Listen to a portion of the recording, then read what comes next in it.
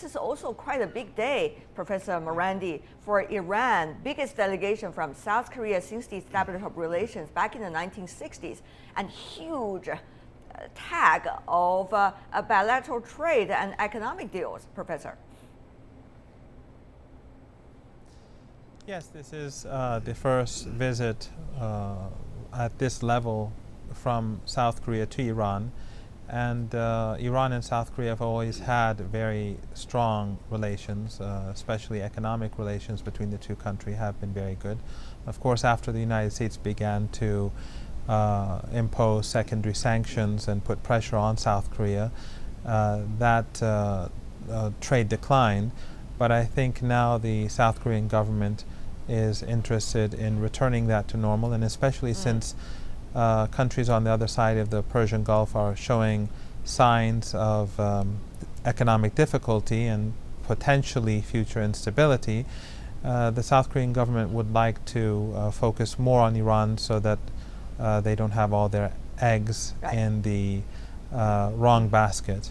Ms. Lim, though, 400,000 barrels a day oil imports from Iran to South Korea, together with many other business and economic deals. But the question is, can Seoul have a relationship with Tehran free from U.S. influence, as the meeting was indicated between your president and also Mr. Khamenei, who is the spiritual leader of Iran? Yes, as the other panelist, Professor Marandi, talked, when the relationship, especially between our ally, the United States, and the Middle East, especially Iran, was not that good, of course, South Korea's diplomatic relationship or trade relationship with Iran also was somewhat struggling. But as again, the Professor Marandi pointed out, our relationship has been pretty steady, even though sometimes it was like wax and waning, but still it has been steadily, I think, stable for a long time. So this actually specific summit was very encouraging in many ways, not only just economically or culturally or historically, even strategically as well. So yeah, I think just, this was a pretty encouraging moment. But Ms. Lim, we understand at this moment there are still some kinds of bilateral sanctions the U.S. has toward Iran, including some obstacles for the money transaction into Iran. We also heard some recent cases between the two countries. Others have also been influenced by the U.S. attitude. Can South Korea act differently? Yeah, for example, last year when the President Park visited the Beijing, at the Tiananmen Square, when she was watching the military parade, many actually Washington policymakers, they were not that happy either. But I do think between the allies, I think these two countries can respect each other's different position, and I do believe, even our Washington counterparts as well, they will appreciate the South Korea's calculation in terms of our national interest. Talking about national interest, we have talking about national interest, we also have Mr. Teng sitting here in Beijing with us. Is it more economic and trade, or is it more geopolitical? Both, I think, since Iran is a very important country in the Middle East, especially after the lift of sanctions against Iran from the Western countries. So I think Iran has already become a very favorite state at this moment, and ROK, of course, under the leadership of President Park Geun-hye, is a very important country in Northeast Asia. So the cooperation between the two sides, both in trade and also in geopolitics, because the Middle East has become a very important region for any country, especially after the lift of sanctions against Iran. I'm sure many country leaders went there and paid state visit, and also try their best to promote the cooperation or enhance the cooperation in various areas. Yes, indeed. We've already seen Chinese President Xi Jinping visited Iran in the month of January, and then Japan followed by an investment treaty with Iran as well. Now we see the South Korean president in Iran, unprecedented for the country's history, for more than 5 decades. Is there going to be much competition among countries for the strategic interest in Iran? What does that mean for China? So far, I think there are many complementarities among the countries concerned. For example, China's infrastructure investment and also the labor, the cheap labor, also contribute greatly for the development of Iran, especially recently. For example, Iran's subway actually is a big deal made between China and Iran. So I think these complementarities will give countries concerned, no matter you are a developed country or a developing country, you can benefit from the cooperation between China and also Iran. Are we going to see much competition, Ms. Lim? Because according to President Park Geun-hye, the delegation is very much interested in contracts about construction, about autos, and also about electronics. Some of these overlapping with some of the other countries in Northeast Asia, Japan, China, for example.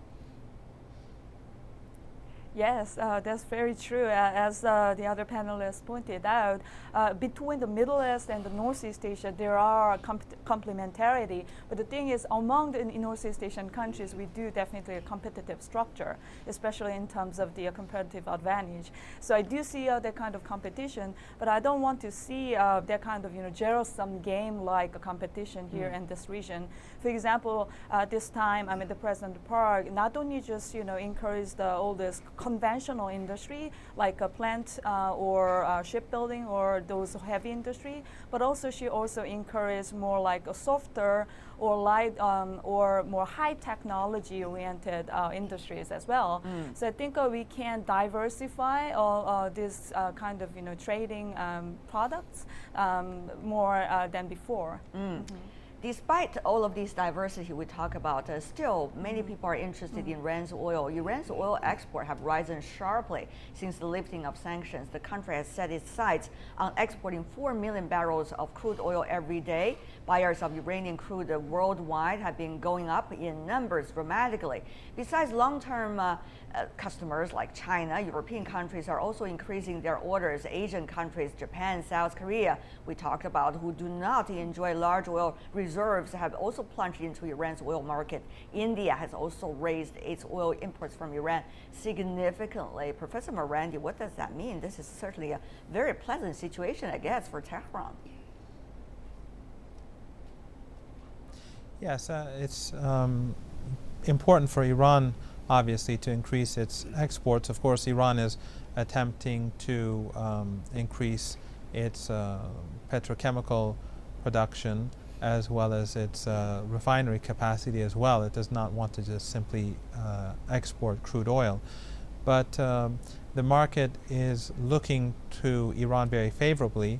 As I was saying earlier, countries do not want to import all of their oil from Saudi Arabia, the Emirates, and Kuwait because any potential instability on the other side of the Persian Gulf could create huge damage to those countries. So they want to balance their imports, and that is something that the Iranians favor as well. There's also the issue of natural gas. Iran has the second largest natural gas reserves in the world after Russia, and there is an enormous potential in that regard.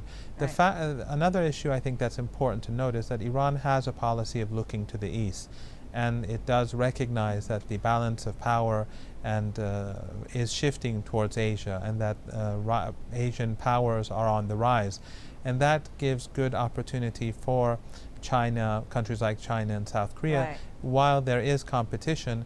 But it is on the whole favorable towards these countries because Iran doesn't have a history of colonialism with these countries, unlike Europe and the United States. But Mr. Teng, here in Beijing, we've heard some kinds of rumors talking about the price for oil exports Iran has toward the European countries. At least some of them could be higher than those exported to China, the longtime trade partner, despite sanctions against Iran in the previous decades. What do you make of it?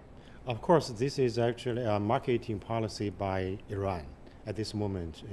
After decades of sanctions, Iran would like to have a fast development of relations between Iran and European countries. China, of course, has been a long partner in regional affairs and also in trade. So Iran would like to maintain the a little bit higher price and simultaneously gave a lower price to the European countries. Well, you sound very understanding. Yeah, this is actually a marketing policy to the European countries. All right, big smile from Professor Marandi. Explain to us what exactly happening.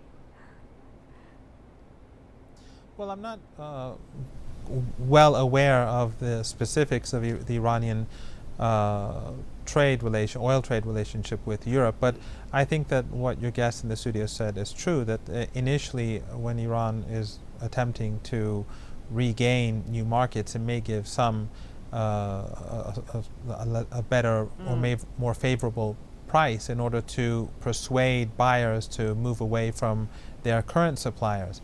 But I do really believe that in Iran there is a very favorable view towards countries like China and South Korea, because they have maintained good relations with Iran during the difficult times when the United States was putting a lot of pressure on Iran. Right. The very fact that the Chinese president came to Iran was a big issue in the country. And I think the Iranians are looking to see if the Chinese are prepared to invest more in the country, and especially many are looking to see how the One Belt, One Road initiative will develop. Right, but these are economic and trade ties. There's another very important layer, geopolitical, we haven't touched on. We must touch on that. Professor Marandi, we understand the president of Iran, Mr. Rouhani, has already expressed he is expecting a nuclear-free Korean Peninsula. That's a big statement coming from a longtime ally of DPRK, I have to say. Well, actually, it's not a new policy. The Iranian policy has always been that it opposes nuclear weapons in the Middle East or West Asia and North Africa, as well as the Korean Peninsula. And that is directed both towards the North Korean government as well as the United States, which has nuclear weapons in South Korea. In the Middle East, of course, the only country that has nuclear weapons is the Israeli regime. Iran has said repeatedly that the situation with Iran is very different from North Korea, because Iran has never produced or attempted to produce nuclear weapons, and it believes that its problems with the United States were more political than technical. But Iran does maintain relations with North Korea, although its trade relations are much deeper with South Korea. But I think the Iranian policy is similar to that of China and Russia, and that is to decrease tensions and to maintain good relations.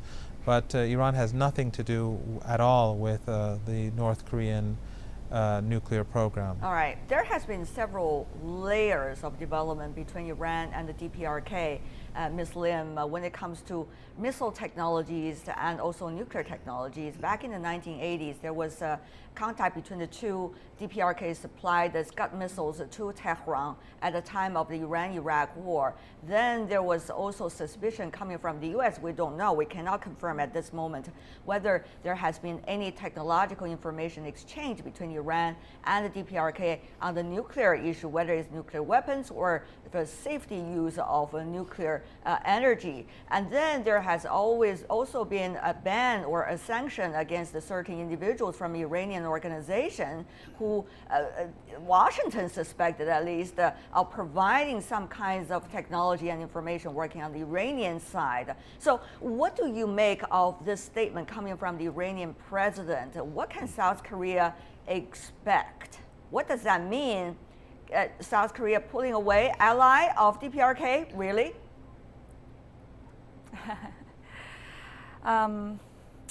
In the short term, probably this kind of messages from two presidents cannot ultimately change the Kim Jong-un's behavior or his mindset, again, in the short term.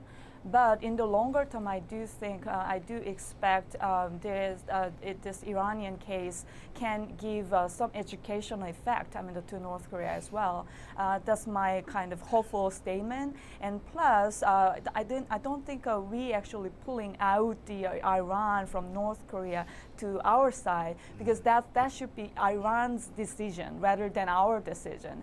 But we're very actually proud and happy to see that Iran's, this kind of, president's statement about the nuclear-free peninsula, not only just the peninsula and the whole region as well. So although all those, presidential remarks are very encouraging, but again, I'd like to say that kind of decision should be actually up to the Iran rather than ourselves. But again, it was an encouraging moment for us. Right.